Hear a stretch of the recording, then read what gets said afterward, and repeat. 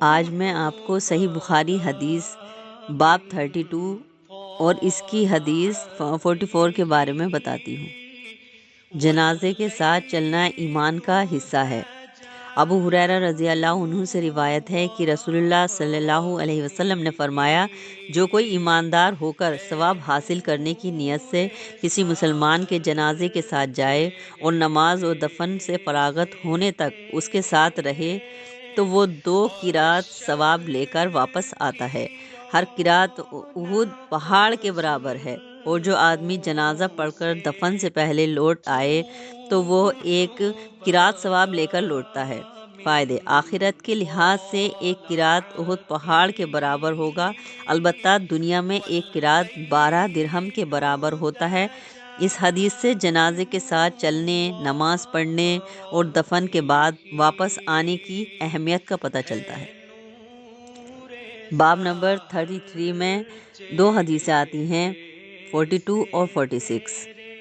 معذرت 45 اور 46، جن کا عنوان ہے مومن کو ڈرنا چاہیے کہ کہیں اس کے اعمال بے خبری میں برباد نہ ہو جائیں۔ عبداللہ بن مسعود رضی اللہ عنہ سے روایت ہے کہ نبی کریم صلی اللہ علیہ وسلم نے فرمایا، مسلمان کو گالی دینا فسق اور اس سے لڑنا کفر ہے۔ فائدے: امام بخاری نے اس حدیث سے یہ بھی ثابت کیا ہے کہ آپس میں گالی دینا اور لعن طعن کرنا ایک مسلمان کی شان کے خلاف ہے۔ نیز ایک دوسرے کے ناحق گردنیں مارنے سے ایمان خطرے میں پڑ سکتا ہے۔ نیز حدیث میں ذکر کیے گئے کفر سے حقیقی کفر مراد نہیں جو انسان کو اسلام کے دائرے سے نکال دیتا ہے، بلکہ لغوی کفر مراد ہے۔ اب حدیث نمبر 46 کے بارے میں جان لیتے ہیں۔ عبادہ بن صامت رضی سے روایت ہے کہ رسول اللہ صلی اللہ علیہ وسلم ایک بار قدر کی رات بتانے کے لیے اپنے کمرے سے نکلے، اتنے میں 2 مسلمان آپس میں جھگڑ پڑے۔ آپ نے فرمایا، میں تو اس لیے باہر نکل گیا تھا کہ تمہیں قدر کی رات بتاؤں، مگر فلاں فلاں آدمی جھگڑ پڑے، اس لیے وہ میرے دل سے اٹھا لی گئی، اور شاید یہی تمہارے حق میں فائدہ مند ہو۔ اب تم شب قدر کو رمضان کی 27ویں، 29ویں اور 25ویں رات میں تلاش کرو۔